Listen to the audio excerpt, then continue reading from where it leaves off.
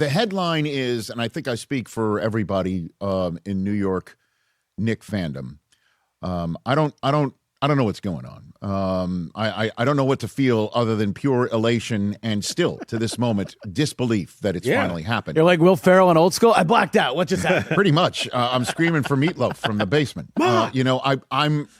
I'm still in disbelief. Just look at that. This very moment, this morning, was just the second day in my natural-born life that I could remember waking up and saying to myself, the New York Knicks are NBA champions. I was 3 years old the last time it happened. And one of the first places I went to in New York City as a sports fan was Madison Square Garden. I grew up there and in Yankee Stadium, going back and forth between those two places whenever I could get tickets, whenever my parents would take me. And again, the reason why I'm a Knicks fan and a sports fan is because of my older brother. My dad, may he rest in peace, would still be talking about the opening to the Tony Awards from a few weeks ago, which, by the way, was spectacular if you saw it. I saw it pink up there. He wasn't much of a sports fan. My brother was.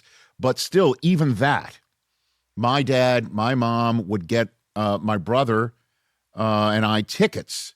We'd all go as a family to Christmas Day games at Madison Square Garden.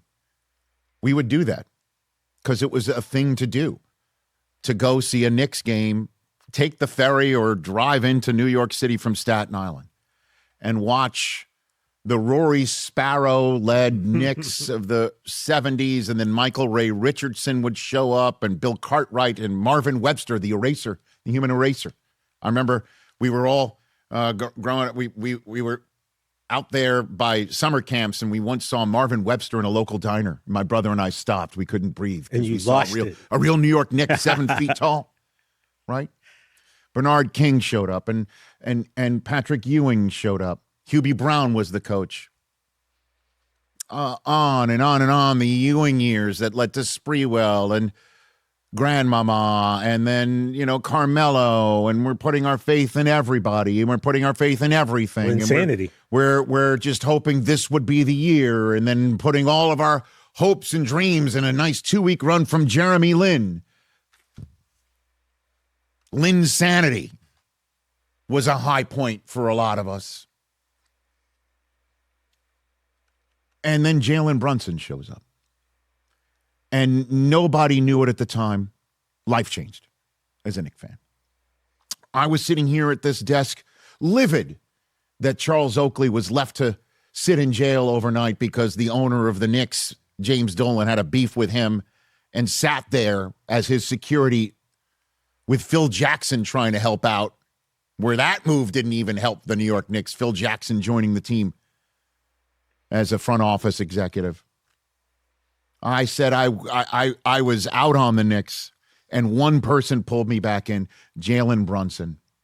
When he showed up, this photograph of him holding the Larry O.B. in his right hand and the Bill Russell MVP trophy in his left was a pipe dream, an absolute pipe dream. But nobody knew, none of us in the media, none of us in Knicks fandom knew what burned inside this young man. None of us knew what he was about to take us on. He pulled me back in as a Knicks fan. And what he did in this playoff run and what he did in this NBA Finals, what he did on Saturday night, is stuff that we as Knicks fans for 50 years dreamt could be possible, but never saw it embodied by somebody playing in a Knicks uniform, ever. Saturday night looked like another long night for the Knicks. They fell down by 10 points for at least the 10 points for the 5th straight game in the NBA Finals. By the way, it was Game 5 Saturday night. So every single one of them. And it happened again where they couldn't make any shots. And it happened again that Karl-Anthony Towns was in foul trouble. And it happened again that the Spurs showed up, and despite not shooting significantly well enough to take yet another double-digit lead in this game, 16 points being their largest lead. And who let them back? Jalen Brunson. This play would go down as the biggest play in the NBA Finals if it wasn't for OG Anunoby's putback. 83-77. Knicks closed this large lead down to 6. 6:38 to go. Jalen Brunson is one-on-one, 1v1 to use the World Cup phrase we're hearing all the time. He's 1v1 with Victor Wembanyama out by the three-point arc. And he breaks Wemby down with a dribble. And I'm sitting there going, he's not really going to go to the rack with this, is he? Makes a move with his left shoulder, sort of like to create a little bit of space, a shimmy, and he goes to his right hand, he's left-handed, off the glass over Wembanyama, one-on-one beat with Victor Wembanyama to give them a 4-point deficit in the midst of a 10-0 run, during which Brunson scored all 10 points. God mode.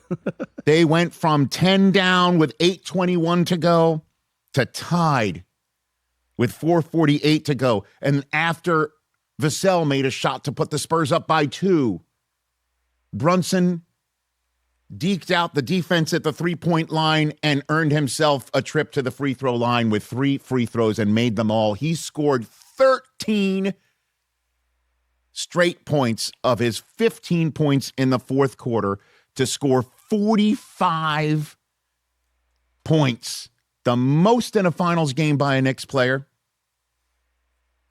and tied for the most points in an NBA Finals road closeout game. His name is right now next to Michael Jordan, the guy who was damn near single-handed, the guy who kept Patrick Ewing ringless this entire time and made my life miserable. There's others we understand, Reggie, Hakeem, we could go down the list, but Michael Jordan, if we had Mariska Hargitay dust for Prince on why Patrick Ewing was ringless this entire time, you'd find Michael Jordan's fingerprints. Going back to college. Going back to college, says the Georgetown fan. Correct. He got one, but still. And look who now has a photograph smiling with the Larry O.B. in his hand next to the guy holding the Bill Russell trophy in his hand. I have goosebumps. This makes me want to cry. Patrick Ewing is holding the Larry O'Brien trophy because the kid next to him, who he's known since he was 2, because Rick Brunson played with Ewing in 99 when the Spurs prevented the Knicks from getting somewhere because the basketball gods had Patrick Ewing injured for that series. This is what Knicks fans were dreaming of, and the fact that Ewing can smile and hold a trophy is exactly why Knicks fans cannot believe what's happening. Somewhere, there needs to be an individual chiseling a statue of Jalen Brunson right now, because these 45-point performances, these comebacks, that's been happening to the Knicks, not for the Knicks. I can't believe it. And we finally got Jalen Brunson to open up about what makes him tick. This is what he's had to say afterwards about finally getting to the mountaintop.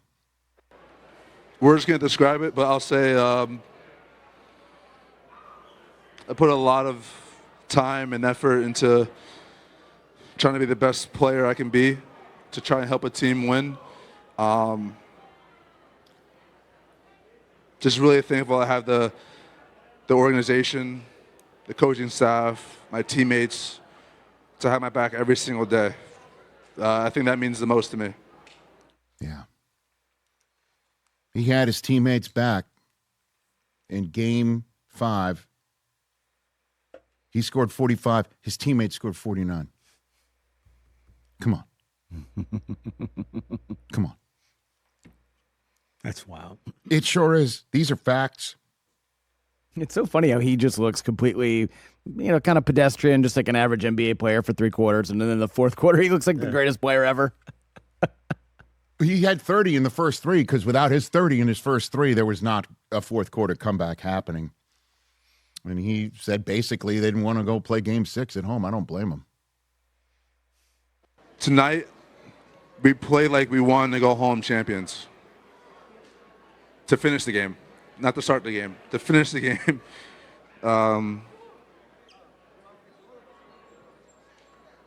Yeah. It means the world to me to go on that court with those guys. Whatever environment we're in, home or away, doesn't matter for us. And again, I love that he talks about his teammates because, again, this is one of the greatest New York sports teams ever, and how well they play with each other and for each other. I saw a Josh Hart soundbite. Monica McNutt elicited it for, I think, MSG after the game where he said there was a lot of sacrifice on his part. Everybody wants to be the Jalen Brunson, but a lot of people started understanding how this was all needing to work, and Josh Hart being there, and Mikal Bridges being there, and Karl-Anthony Towns being there, and OG Anunoby being re-signed to stay there, is because Jalen Brunson took $113 million less dollars, fewer dollars than he could have gotten, because he says, build a team around me. And Leon Rose was the executive of the moment to go, got it. Got your back. So we're going to add Bridges with 5 first-round picks, a lot of for 5 first-round picks and more. Everyone's like, what are you doing? We're going to keep OG Anunoby. We're going to, first of all, trade RJ Barrett and Emmanuel quickly for him. And then we're going to go trade Julius Randle and the big ragu, A Nova Nick, to go to Minnesota, one of the more popular Knicks, with Brunson in Julius Randle, and bring back Karl-Anthony Towns, a Jersey kid who has now got a ring, and all of them together getting it done, as Karl-Anthony Towns was pointing out, in support of the man, one of the greatest New York sports athletes of all time, Jalen Brunson. It always takes one person to believe in you. And this organization believed in him. We believed in him. And we were going to do whatever it takes to get him to that next level. And I think I speak for me and OG when I say, it's been an honor to be brought to this team to amplify him.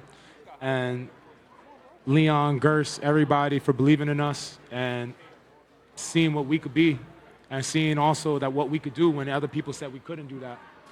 And for two of the 3 trades, which I say 3 for 3, they went. 2 of the 3 trades up here right now that people said, what the hell are they doing? Obviously, they knew better than them, so shout out to them. And speaking of what the hell were they doing, as we now see Karl-Anthony Towns holding the Larry O'Brien Trophy. Hey, you made it all the way to the end. Thanks for that. Check us out every single day streaming live on Disney Plus and the ESPN app 12 to 3 Eastern.